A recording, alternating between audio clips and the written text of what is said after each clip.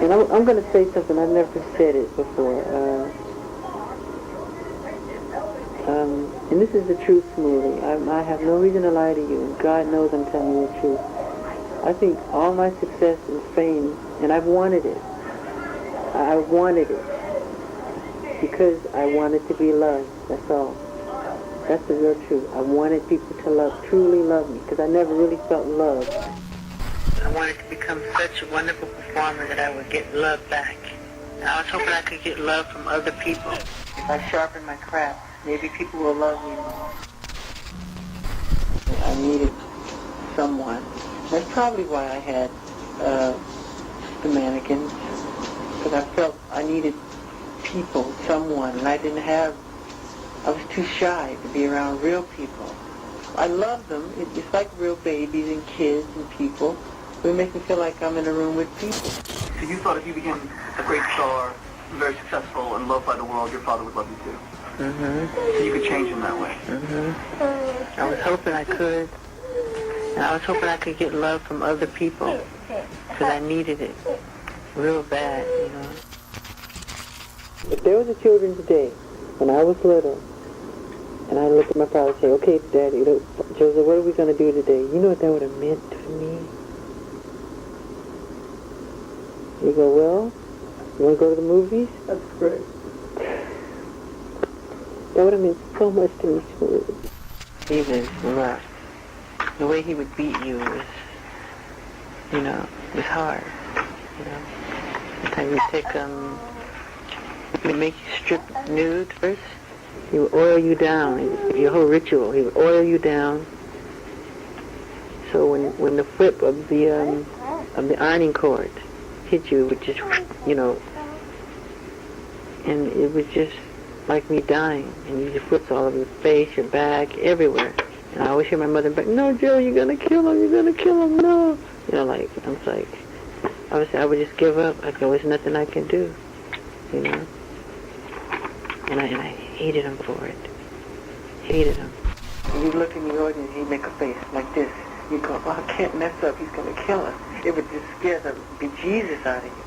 And he'd be like, everybody's clapping, he'd like looking at you hard, like, don't you mess up, And I'm like, oh, God. I'm in trouble after the show. We'd hear his car coming down the drive. We always drove this big Mercedes, and he drives real slow. Joseph home, quick! Boom, door slam, everybody runs to their room. Like there's sometimes I'd be in bed at night sleeping. It's 12 at night. The door's locked. So I'm giving you 5 seconds. Open, I'm going to kick it down. And he starts kicking it. Boom, kick it, like breaking the door down. Why do you sign that contract today? I go, I don't know. He goes, well, sign it. If you don't sign it, you're in trouble. So you would sign? I had to. He was very physical. He'd throw you and hit you hard as he can. Did you begin to feel that you were like a money-making machine for him? Yeah. I'll never forget one day he said, you guys ever stop singing, I'll drop you like a hot potato. That's what he said. It hurt me. You don't say that to children. And I never forgot it. We used to say to our mother, we'd say to each other, and I'll never forget this. Janet and myself, I would say, Janet, shut your eyes. She'd go, okay, they're shut. I said, picture Joseph in a coffin. He's dead. Did you feel sorry? She would go, no. That's what we would do to each other as kids. We would play games like that. She'd go, nope. Just like that. And that's how hateful we were. I go, he's in the coffin. He's dead. Would you feel sad? Are you crying? She goes, nope. Just like that. That's how angry we were with him. And I love him today, but he was hard. I never felt love from him. And he would never hold me or touch me. And how do you view him today? I'm scared of my father to this day. My father walked in the room, and God knows I'm telling you the truth, I've fainted in his presence many times. I'll say once, to be honest. I've fainted once. I've thrown up in his presence, because just when he comes in the room, this aura comes and my stomach starts hurting. I know, I'm in trouble. And now he's so different now. He wants to be a better father. God bless my father, because he did some wonderful things, and he was brilliant. He was a genius. I just wish he had learned that earlier. Why are you still scared of him? Because the scar's still there. So I'm like an angel in front of him, not scared. One day he said, why are you scared of me? And I couldn't answer. I felt like, Joseph, do you know what you've done? Do you know what you've done to me? Truthfully, I suffered a lot in that way. We could be in a movie, or I could be in a department store and I hear somebody arguing at their child. I break down and cry because it reflects how I was treated when I was little. I cry, I break down at that moment and I start shaking and I cry. Can't take it. It's hard. My greatest dream that I have left, I've accomplished my dreams with music and all of that, and I love music and entertainment. It's this children's initiative thing that we're doing. Because I don't care about it. I really don't. I don't care about it. I honestly don't. I mean, what keeps me going is children. Or else I would seriously, I told you this before, and I swear to God, I mean every word, I would throw in the towel. If it wasn't for children and babies. And that's my real honest, and I said it before. If it wasn't for children, I would choose death. I mean it with all my heart. Like I say to Princess Paris, you know why I bought you this? They said, because you love me. I said, yes, that's why I bought it. They need to know that. Do you feel that God gave you a certain healing power? I've seen children just shower all over me with love. They want to just touch me and hug me. I've seen just something just hold on and cry and not let go. And mothers take their babies and put them into my arms, touch my baby and hold them, touch my baby, touch my baby. Every time I talk to him, he's in a better spirit. And you're healing them, not just speaking. I know I'm healing. Did I need to, Michael? And then he calls me Dad. I go, well, you better ask your dad if it's okay for you to call me. They said, Dad, is it okay if I call Michael Dad? He said, yes.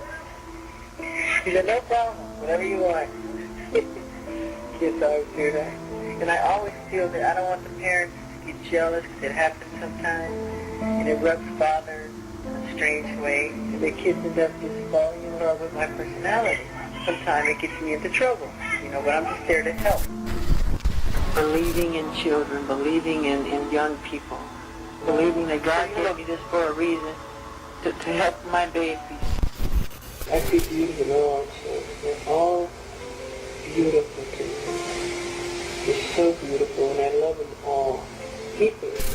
I want to be buried right where there's children. I want to feel safer that way. I want them next to me. I need their spirit. I would love to come back as a child that never grows old, like Peter Pan. The happiness and the joy that I see in the eyes of the children, they give me, they save my life. So I want to kick it back. They saved me, Shmuley. I'm not joking.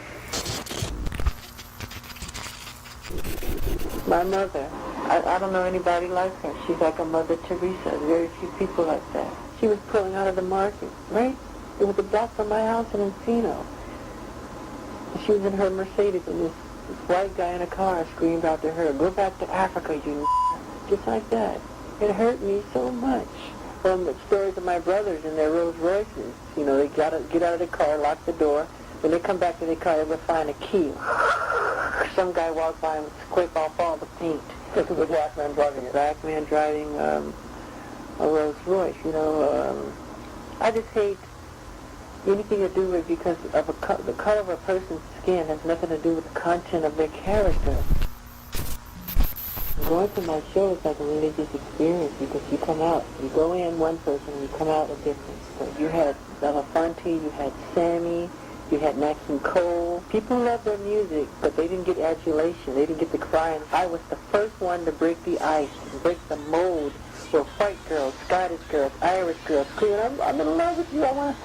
And that gave a lot of the white press, they didn't like that. And that's why they started the story. He's weird, he's gay, he sleeps in a hyperbaric chamber, he wants to buy the Elephant Man bones. Anything to turn people against me, they tried their hardest. And I've been an ambassador of goodwill all over the world, spreading this message. Then we do heal the world, children of all nations circling the huge globe. But other thing is a thing about sex, and I want to get in a hot tub with you, baby, and rub you all over, and heck, I get battered in the press as the weirdo. In the press, they wait with knives. Really? Absolutely. They try to shred me apart, because when you're the top-selling artist of all time, the record that's broken, you're the target. I mean, get him down. Get him. You know what I mean? Why don't you hang out with those people? They know all the people.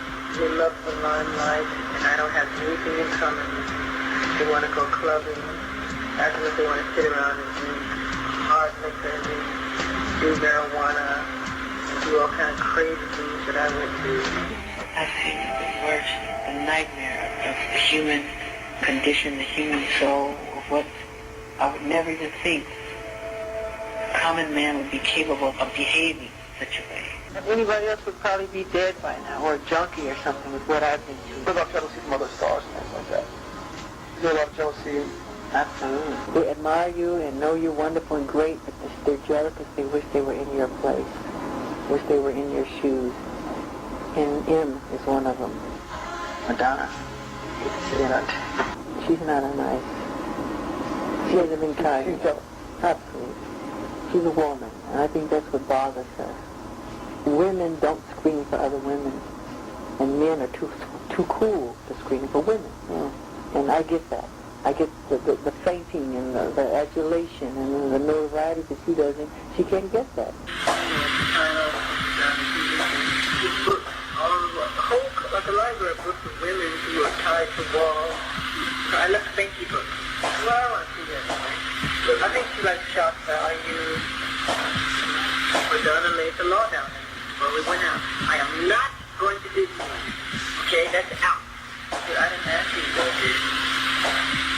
Okay, we're going to the restaurant. Afterwards, we're going to a strip party. I am not going to a strip party where they cross guys or girls. I am not going there. Just afterwards, she wrote some mean things about me as a friend, and I said that she's a nasty witch. You know, after I was so kind to her. I mean, when I told you we were at the table eating, and some little kid came up. Oh my God, Michael Jackson and Madonna. Can we have your autograph? And she said, get out of here, leave us alone. I said, don't you ever talk to children like that. She said, shut up. I said, you shut up. That's how we went. Yeah, that's what I said. But then we went out again and again. Then we went to the Academy Awards, and she's not a nice person. She promised me that before we married, that would be the first thing we would do with our children. So I was brokenhearted.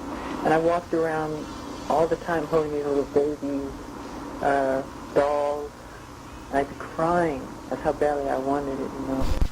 Women can do some things that make guys very unhappy. I've seen it with my brothers. I've seen my brothers crying in tears and pulling the grass out of the lawn out of frustration because of their wives. I've never asked a girl out of my life. They have to ask me. Really? Yes. I can't ask her. When I held Tatum's hand, I was like, it was a magical thing. It was better than kissing her. It was better than anything. I remember we went to this club. I don't go to clubs. It was called The Rock. And we're watching the band. I'm sitting there, and underneath the table, she was holding my hand. I was like, no. She held her hand, and he felt, well, and fire was I liked the way Lady Diana would make her kids wait in line. And you can touch her fingers. And everybody, I thought that was so beautiful. She was good. You felt an immediate connection with her? Yeah. I loved her very much. Yeah, she was my type. She was my type. When I went to the Academy Awards, Diana Ross, and this girl walked up to me and said, hi, I'm Brooke Shmuley. That was one of the loves of my life. I think she loved me because I loved her, you know. And she goes, are you going to the after party? I go, yeah. She goes, good, I'll see you at the popcorn. Oh my God! And she knows she's all over my room. So we get to the after party. She comes up to me and she goes, will you dance with me? Yes, I would dance with you. Man, we exchanged numbers, and I was up all night singing, spinning around in my room, so happy, you know. It was great. And we dated a lot. We went out a lot. Her pictures are all over my wall, my mirror, everything.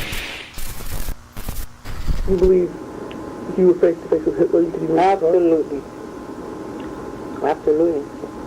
He had to have had a lot of yes people around him who were afraid of him. I absolutely could have. You know, even if you had like an hour with Hitler, you could somehow touch something inside him. Absolutely. I really believe that. I know I could. But you really think you could have gotten through to Hitler? Yes. By finding the good in him somehow? Yeah. I think I could have. I really do. I think nobody really talked to him. They'd say brown nosers, but that's what they were. That's what he wanted, that's what they did. So would you say the best thing that ever happened to the Beatles was the fact that they broke up? That's why they had the longevity, because suddenly, kaboom. Yeah, Marilyn Monroe died young. You get to see her grow old and ugly. I mean, that's the mystery of once they'd be funky and old now and not, you know, you wouldn't care. So is that an argument, Michael, for you one day to say, yeah, I would like to some kind of way disappear where people don't see me anymore at some point. And just do my things for children, but not be visual. To disappear is very important. You want to have a long life? I think growing old is the ugliest thing. I want to always be beautiful and have the energy to run around and play hide and seek, which is one of my favorite games. I saw it on the computer. It made me sick when I saw it. why? It's like a lizard. It looked like, it was horrible. I don't like it. I never like it. That's why I wish I could never be photographed or seen, and I push myself to go to the things that we go to. So I just don't want to look old and start forgetting. I hate to see people grow old. And when the body breaks down and you start to wrinkle, I think it's so bad. So you want to die before that happens? I don't want to grow old. You don't want to die young. You're asking me an interesting question. You sure you want my answer?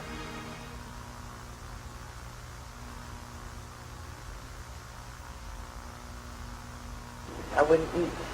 Took the spoon and would put it to my mouth. Really? When I get really upset or hurt, I don't eat. I go on a food. I just eat. Till I'm unconscious. Then they started doing it intravenously, you know. Because my body breaks down. I won't eat. I pray when I see something that's totally magnificent. How could you not see that and go, wow, and think of God?